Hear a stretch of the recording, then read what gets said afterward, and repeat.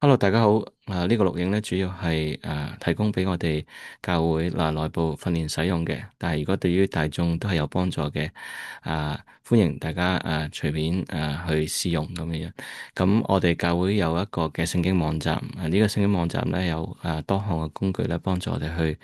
查經啦。咁呢個嘅錄影嘅目的咧主要係特別針對我哋去揾翻一啲關於詩篇嘅相關嘅資料，特別係背景資料。因為我哋教會準備咧去推行研讀詩篇一個嘅計劃咁樣樣。咁呢個錄影咧好一步步去示範，讓我哋同工知道咧佢點樣去揾到啲相關嘅資料。每一個詩篇咧，去打開，例如喺我左手邊啦，係打開咗詩篇第一篇嘅經文。當你打開嘅時候咧，按喺呢個三點嘅按鈕嗰度你會見到呢個選單上面有一個叫全章工具。呢個全章工具係代表咩意思咧？就係話聖經每開每一章嘅時候咧，特別譬如係詩篇啦，呢一篇嘅裏邊咧，會有一個咧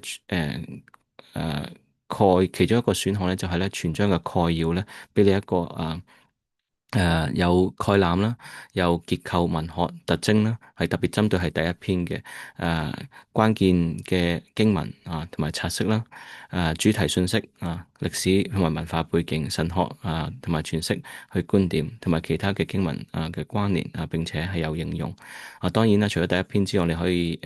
揀選第二篇跟住撳開啟去唔同嘅誒誒介紹嘅裏邊，咁但係你發覺咧喺呢個介紹裏邊咧係有多項嘅介紹嘅。咁我而家介紹另一項工具咧就係特別咧係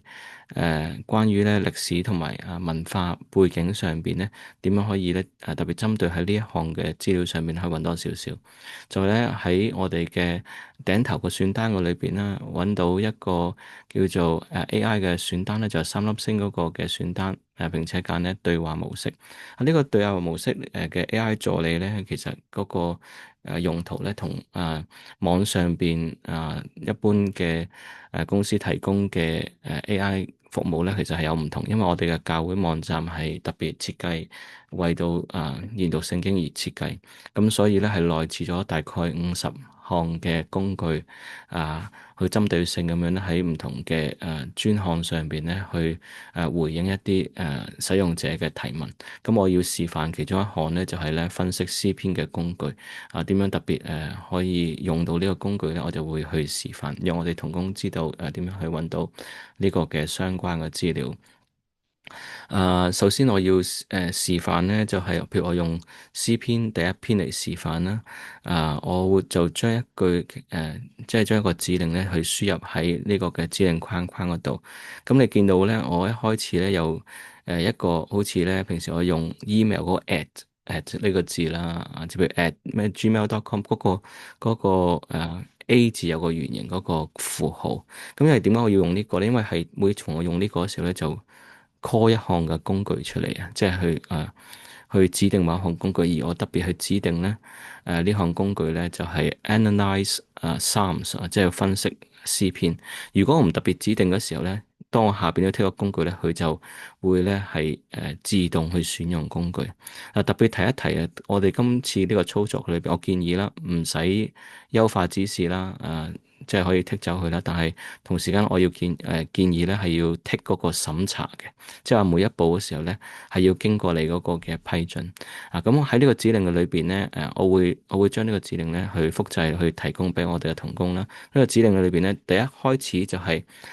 analyze Psalms 即係指定咗嗰個嘅工具。咁後邊其後咧個嘅指示係咩咧？Analyze the context of Psalm 1。Westborn and Traditional Chinese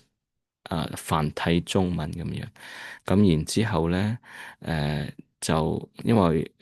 喺呢度已經指定咗係我要係睇咧詩篇第一篇嗰個嘅背景，咁我就撳發送啦，或者我揀一個另一個頭先詩篇第一篇其實我做咗啦，咁我而家試下做詩篇第三篇啦，同一句指令我就話 analyze the context of Psalm 3Westborn and Traditional Chinese 繁體中文，基本上你係可以打中文嘅，不過我咁樣打字就容易啲快啲咧，相對快，我就純粹做個示範。當我打咗呢句之後咧，然之後記住下邊優化指示係唔使剔，但係審查咧係要剔嘅。跟住就發送啦。發送嘅時候咧，你發覺佢誒彈咗一個嘅對話框出嚟，因為你剔咗審查咧，佢係要經過你嘅同意咧，佢先可以係再去進行下一步。咁喺呢個嘅審查嘅裏邊咧，你發覺咧啊，好似佢改咗少少指令喎，因為誒誒佢係按照嗰個 AI 覺得啊，呢個指令係相對於好啦，但係好似咧就冇咗我原先嗰句，就係提醒佢一定要用繁體中文去回答喎，所以我就又係 paste 貼上咧我原先嗰個指令嘅一模一樣咁樣，analyze the context of Psalm 3 respond in traditional Chinese 繁體中文啊，基本上咧我哋嘅同工有咗呢句嘅時候，其實每一次咧就係 copy paste 落去，咁發覺我今次打嘅時候有少少唔同。因為咧，我冇再去特別指示某一個工具啦，因為指示某一個工具只係需要頭一步去做，而呢一步咧係確定嗰個指令啫。咁我而家就將呢句指令 paste 喺度，然之後咧撳確定。當佢撳確定咗之後咧，嗰個工具咧就會自動喺執行嘅裏邊噶啦。咁你見到呢度啦，佢開始咧就分析咧詩篇第三篇嘅背景。詩篇第三篇嘅背景啦，背景分析 contextual analysis 或者我放大少少個工具欄。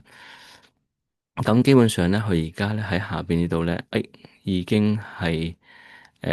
運作咗啦，已經係運作完畢。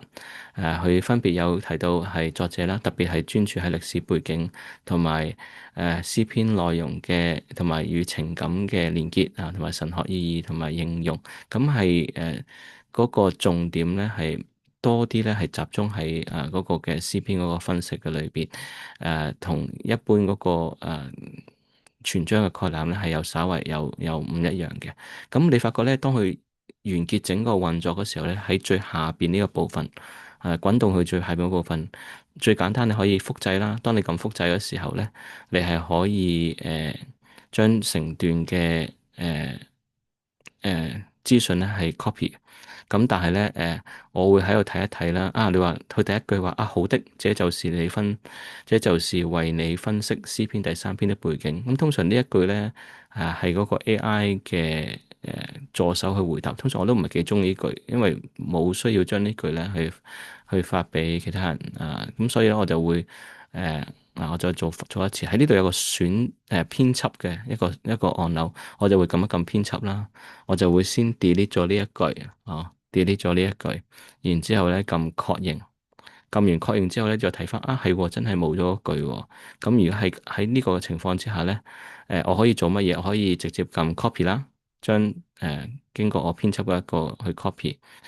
或者咧，如果內容上面你覺得有需要增加減少，都可以編輯之後先去 copy。或者咧，我下載純文字檔TXT 檔案，或者咧下載一個咧係Word document DOCX 嘅 DOCX 嘅檔案咁樣。咁